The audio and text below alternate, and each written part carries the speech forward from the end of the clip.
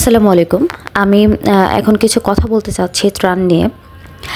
ত্রাণদাতাদেরকে বলছি, যাদেরকে আপনারা ত্রাণ দিচ্ছেন মনে রাখবেন তারা কিন্তু ফকির না, তারা পরিস্থিতির শিকার।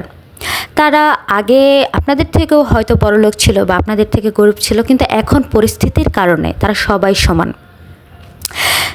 এবং যাদের ভিডিও করছেন, ছবি তুলছেন, এগুলো না দিলে কি আপনাদের কাজ কবুল করবেন আল্লাহ? এরপর হচ্ছে আপনারা যারা ভিউ ব্যবসায়ী, তারা অনেকেই বলে যে আমাদের দেখে যদি আরও কেউ আসে তাতেই আমরা খুশি।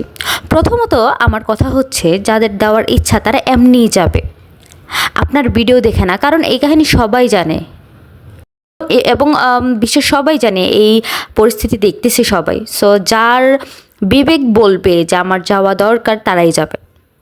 দ্বিতীয়ত, ভিডিও বা ছবি তুলে দিচ্ছে বেশ ভালো কথা।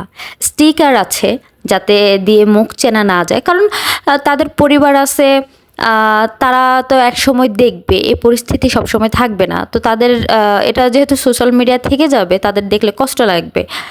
তো আমি আবারও বলছি, তারা কিন্তু ভিক্ষুক নয়, তাদেরও পরিবার আছে। আপনারা যারা ত্রাণ দিচ্ছেন, দয়া করে তাদের ছবি পোস্ট করবেন না বা ভিডিও দিবেন না।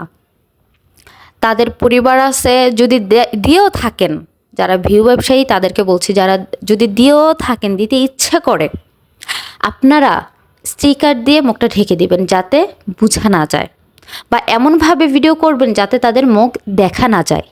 কথাগুলো যদি শুনে আপনাদের ভালো লেগে থাকে, ভিডিওটি শেয়ার করে দিবেন এবং সাপোর্ট করবেন সবাই। ধন্যবাদ সবাইকে।